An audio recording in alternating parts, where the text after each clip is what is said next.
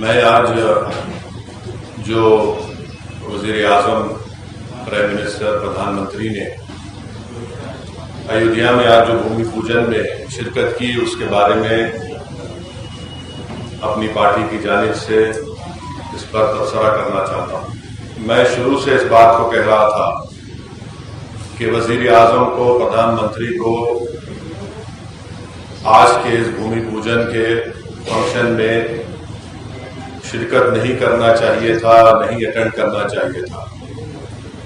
और मैं हमेशा से कहता हूं, आज भी कह रहा हूं, इसलिए कि प्रधानमंत्री, वज़ीर-ए-आज़म किसी एक मखसूस या खास मजहब के वो प्रधानमंत्री नहीं है। जो नरेंद्र मोदी की सरकार है उसका कोई मजहब नहीं है।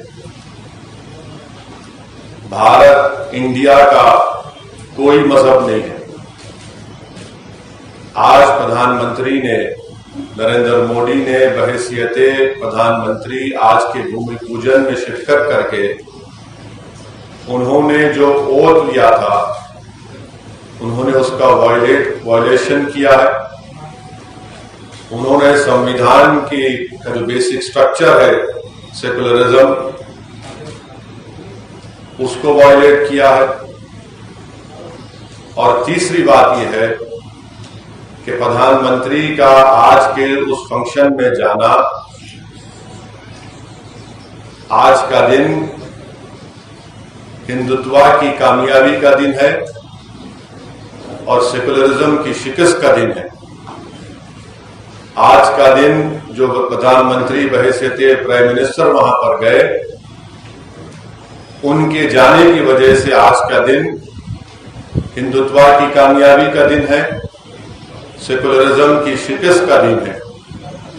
बहैसियते प्रधानमंत्री नरेंद्र मोदी आज भूमि पूजन में जाकर जो उन्होंने वहां पर वो जो चांदी का पत्थर रखा, उन्होंने एक हिंदू राष्ट्र की बुनियाद आज वहां पर डाली है। तो आज का दिन सेकुलरिज्म की शिकस्त का दिन है। आज का दिन जमहूरियत की शिकस्त का दिन है। और आज का दिन याद रखा जाएगा हिंदुत्व की कामयाबी के लिए। आज का दिन याद रखा जाएगा मेजॉरिटेरियनिज्म की कामयाबी के नाम से आज का दिन याद रखा जाएगा। और दूसरी बात यह है कि प्राइम मिनिस्टर ने अपने भाषण में ये कहा, अपनी तकरीर में, अपनी स्पीच में कहा कि देश बड़ा इमोशनल है। यकीनन प्रधानमंत्री नरेंद्र मोदी, असदुद्दीन ओवैसी भी बड़ा इमोशनल है। मैं इसलिए इमोशनल हूं क्योंकि मैं को एग्जिस्टेंस को मानता हूं। मैं इसलिए इमोशनल हूं क्योंकि मैं इक्वालिटी ऑफ सिटीजनशिप को मानता हूं।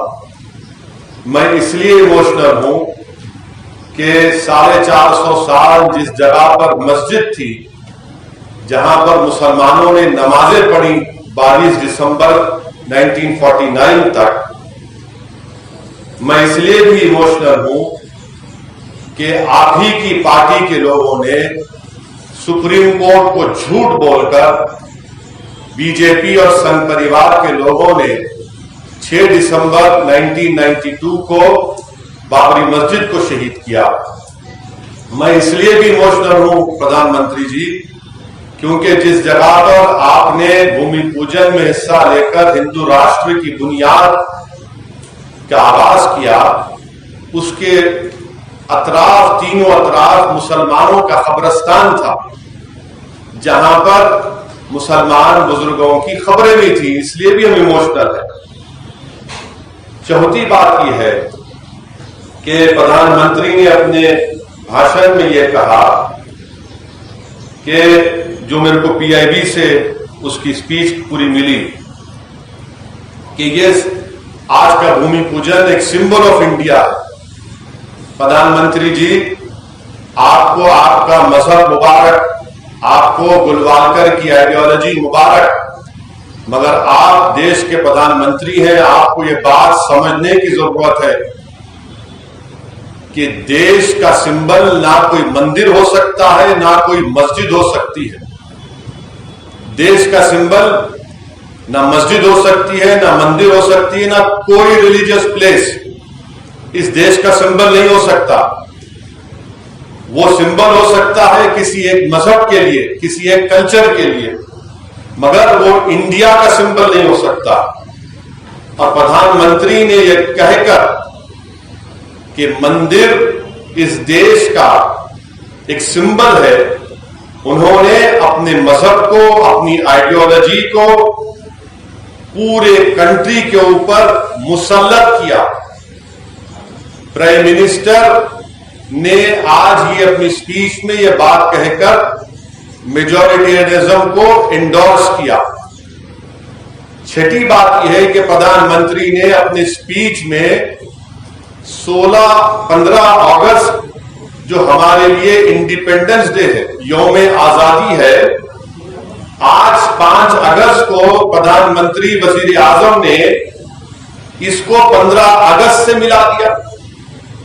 हम फिर से वजीर आजम को और देश को बताना चाह रहे हैं कि 15 अगस्त हमारे मुल्क के लिए एक आजादी का दिन है। हिंदू, मुसलमान, सिख, ईसाई, बौद्ध सबने मिलकर इस मुल्क को अंग्रेजों की गुलामी से आजाद करवाया और उनको शिकस्त दी। क्या प्रधानमंत्री ये कहना चाह रहे हैं कि 15 अगस्त से मिलाकर कि उनके चाहने वाले, उनके मानने वाले, उनको आज आजादी मिली? किसको शिकस्त दी प्रधानमंत्री, आपने बताइए। 15 अगस्त को अगर हम लाल किले पर झंडा तिरंगा लहराते हैं, बड़ी फख्र के साथ लहराते हैं, तो ये पैगाम देने के लिए कि हमने 200 साल के अंग्रेजों की गुलामी के बाद इस देश को आजाद किया। कैसे प्रधानमंत्री फ्रीडम फाइटर्स को, उनकी कुर्बानियों की आज तौहीन की कि आज के दिन को उन्होंने 15 अगस्त से मिला दिया। और कैसे एक टेंपल का मूवमेंट एक मुल्क के बराबर हो सकता है? How can a temple movement be equated to a country? और आखिरी बात यह है, बल्कि लास्ट 2 बात, कि आज के इस फंक्शन में मैंने कहा कि ये हिंदू राष्ट्र और हिंदुत्व की कामयाबी का दिन इसलिए भी है, आरएसएस के चीफ वहां पर क्या कर रहे थे और आरएसएस के चीफ का वहां पर मौजूद रहना और उनका तकरीर में यह कहना कि आज का दिन एक न्यू इंडिया बनाया जा रहा है। कौन सा न्यू इंडिया बनाने की बात कर रहे मोहन भागवत? कौन सा न्यू इंडिया बनाने की बात कर रहे? वो न्यू इंडिया बनाने की बात कर रहे जो हिंदू राष्ट्र होगा, जहां पर माइनॉरिटीज को, खासतौर से मुसलमानों को सेकंड क्लास सिटीजन बनाया जाएगा और मुसलमानों की जिंदगी और मौत का फैसला अक्सरियती तबके के गुडविल पर होगा। यह मोहन भागवत का पैगाम है। और आखिरी बात यह है कि आज का दिन इन सेकुलर, नामनिहाद सेकुलर पार्टीज के लिए भी, उनके लिए, उनके तमाम secular, so called secular parties और खास तौर से कांग्रेस पार्टी, इन्होंने आइडेंटिकल एक बयान दिया। क्या दिया कि ये आज का दिन एक सिंबल ऑफ ब्रदरहुड है, सिंबल ऑफ ब्रदरहुड है। मैं इन तमाम सेकुलर पार्टीज से, जो अपने आप को सेकुलर कहते हैं, और मैं तो कम्युनल में ही हूं, पूरे भारत में अगर कोई कम्युनल है तो हम ही है, इसका मैं इकरार भी करता हूं। मैं इन तमाम सेकुलर पार्टीज से, कांग्रेस पार्टी से पूछना चाहता हूं कि आज का दिन कैसे ब्रदरहुड का सिंबल होगा, बताइए। जबकि ये राम मंदिर का मूवमेंट, हजारों की तादाद में भारत के सिटीजन्स की मौत हुई कम्युनल राइट्स में, यह मूवमेंट एक मस्जिद को शहीद कर दिया गया मूवमेंट में, फिर वहां पर मेकशिफ्ट टेंपल बना दिया गया कि इसको ब्रदरहुड कहते हैं आप। और क्या गुडविल, ब्रदरहुड उसी वक्त पैदा होगा जब इंसाफ होगा। जब इंसाफ नहीं होगा तो गुडविल ब्रदरहुड कहां पैदा होगा। और मुझे तो आप अनइक्वल बना दिए मुसलमानों को, तो अनइक्वल कैसा ब्रदर होगा आपका, बताइए। ये 7 अहम पॉइंट्स मुझे आप तक बताना था कि बहुत से लोग मुझे फोन करके मुख्तलिफ मुल्क के मुकामात से, जिसमें बहुत से मजहब के लोग हैं, खासतौर से दलित और मुसलमान हैं, जो आज भी इस मुल्क के सेकुलरिज्म पर यकीन रखते हैं, वो मुझको फोन करके कह रहे कि साहब हम बड़े मायूस हैं, हम बड़े अपने आप को अकेला महसूस करते हैं।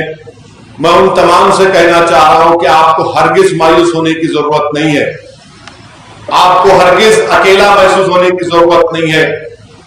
यह हुकूमत है जिसके प्रधानमंत्री नरेंद्र मोदी हैं, वो सेकुलरिज्म को खत्म करके हिंदू राष्ट्र की को कायम करना चाहते हैं, मगर हमको नाउम्मीद होने की जरूरत नहीं है। मुझे यकीन है कि आज भी हमारे मुल्क इंडिया में ऐसे करोड़ों हमारे हिंदू भाई हैं जो हिंदुत्व की आइडियोलॉजी को नहीं मानते और कभी नहीं मानेंगे। मुझे यकीन है कि हम और वो और दलित हमारे भाई जो कभी नहीं मानते हिंदुत्व की आइडियोलॉजी को, ये वक्त जमहूरी तरीके से हिंदू राष्ट्र के रास्ते को जो क़याम किया जा रहा है, उसको एस्टैब्लिश किया जा रहा है, उसको डेमोक्रेटिक तरीके से रोकने की जरूरत है। मैं इंडिया के हमारे इंडियन मुस्लिम से भी कहना चाह रहा हूं कि हरगिज मायूस होने की जरूरत नहीं है।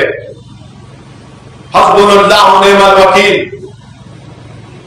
आपको हरगिज मायूस होने की जरूरत नहीं है। हमारा काम जिद्दोजहद करना है, हम जिद्दोजहद करते आए हैं। हमारे बुजुर्गों ने बाबरी मस्जिद को बचाने की कोशिश की हमारे सेकुलर हिंदू भाइयों के साथ, मगर तमाम सेकुलर पार्टीज ने हमको धोखा दिया। आज भी हमको कोशिश करना है। मैं आपसे यह कहना चाह रहा हूं कि इंसानियत की तारीख गवाह है कि जब कभी भी नमरूद आया, जब कभी भी फिरौन आया और जब कभी भी यजीद आया, तो अल्लाह ने हुसैन को पैदा किया, अल्लाह ने मूसा को पैदा किया, अल्लाह ने इब्राहिम को पैदा किया। हमारा काम इंसाफ के लिए लड़ना है।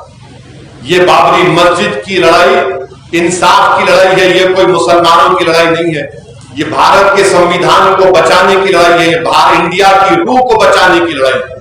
और ये जद्दोजहद हमको जारी रखना पड़ेगा। और ये एक्सपोज हो चुके हैं, देखिए इन्हीं सेकुलर नाम या सेकुलर पार्टीज की वजह से आज मुसलमानों में इस तरह की एक एप्रीहेंशन, इस तरह की सोच पैदा हो रही है। मगर मैं उन तमाम भारत के, इंडिया के हम वतनों से कहना चाह रहा हूं कि हमको मायूस होने की जरूरत नहीं है। आप अपने आप को अकेला हरगिज महसूस मत करिए, बल्कि हिम्मत और हौसले के साथ हमको जद्दोजहद करना है।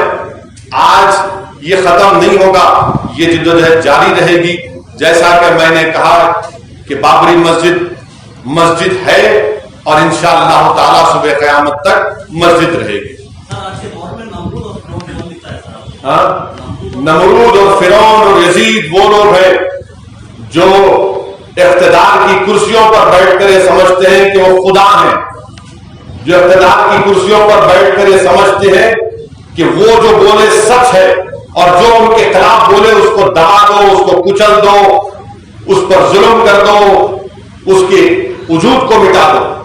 तो अगर कोई ये कर रहा है तो आप जानते हैं कि ये कुदरत हर चीज को बर्दाश्त कर सकती है, मगर कुदरत किसी के गुरूर और तकब्बुर को बर्दाश्त नहीं कर सकती। और अगर कोई ऐसा कर रहा है तो आप भी देखेंगे। इसीलिए मैंने मिसाल दी कि अगर फिरौन है तो मूसा है, अगर यजीद है तो हुसैन है, और हम हुसैन के चाहने वाले और मानने वाले हैं। इंशाअल्लाह ताला हमको यकीन है कि हम जमहूरी तरीके से इस मुल्क में कॉन्स्टिट्यूशन में जो हमको राइट्स दिए गए उसको हासिल करेंगे, उसके लिए कोशिश करेंगे। मगर मैं उन तमाम सेकुलर जहन रखने वाले तमाम लोगों से अपील कर रहा हूं, चाहे हिंदू हो, मुसलमान हो, दलित हो, आदिवासी हो, सिख हो, जरा आप इंट्रोस्पेक्शन कर लीजिए कि जिन पार्टियों को आपने वोट दिया था वो इस मुल्क को किस दहाने पर लाकर खड़ा कर दिए। देखिए सेकुलरिज्म के नाम पर किस किस ने आपको दबा, किस किस ने आपको अच्छे दिन के नाम पर मुल्क में बेरोजगारी हर नौजवान का मुकद्दर बना दिया। मेरी आपसे गुजारिश है कि आप इस पर सोचिए। यकीनन आप मुझसे नफरत करेंगे, करते रहिए, मुझे उसकी परवाह नहीं है, क्योंकि एक असदुद्दीन ओवैसी इस मुल्क के लिए एक जर्रे के बराबर भी नहीं है। मगर मुल्क बड़ा है, मुल्क किस राह पे जा रहा है आप देखिए।